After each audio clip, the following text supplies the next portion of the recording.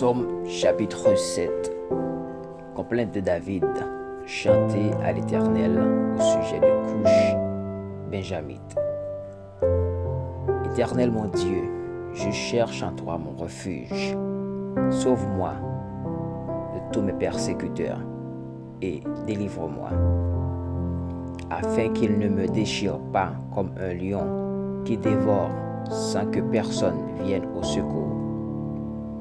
Éternel, mon Dieu, si j'ai fait cela, s'il y a de l'iniquité dans mes mains, si j'ai rendu le mal à celui qui était paisible envers moi, si j'ai dépouillé celui qui m'opprimait sans cause, que l'ennemi me poursuive et m'atteigne, qu'il foule à terre ma vie et qu'il couche ma gloire dans la poussière.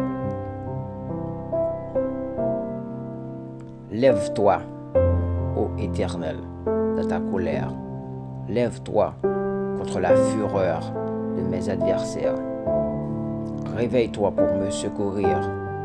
Ordonne un jugement. Que l'assemblée des peuples t'environne. Monte au-dessus d'elle vers les lieux élevés. Éternel, juge les peuples. Rends-moi justice, ô Éternel, selon mon droit et selon mon innocence.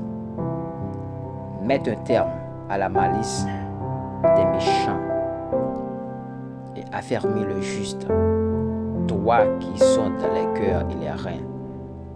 Dieu juste, mon bouclier est en Dieu qui sauve ceux dont le cœur est droit. Dieu est un juste juge. Dieu s'irrite en tout temps. Si le méchant ne se convertit pas, il aiguise son glaive, il bade son arc et il vise. Il dirige sur lui des traits meurtriers. Il rend ses flèches brûlantes. Voici, le méchant prépare le mal. Il conçoit l'iniquité et il enfante le néant.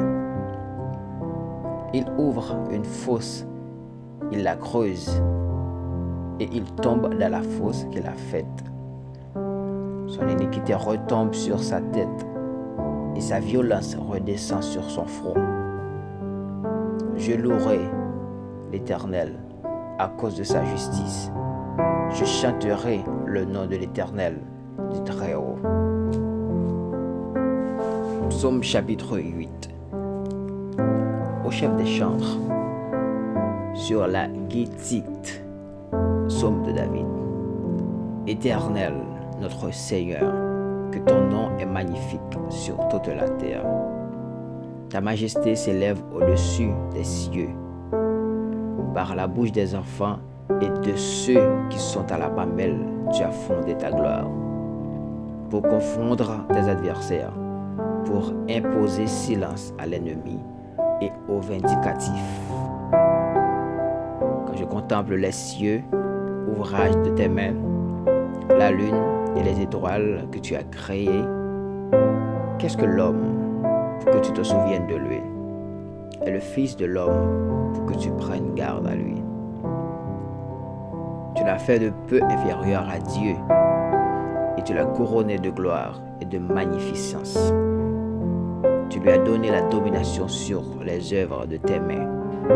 Tu as tout mis sous ses pieds, les brebis comme les bœufs et les animaux des champs, les oiseaux du ciel et les poissons de la mer, tous ceux qui parcourent les sentiers des mers.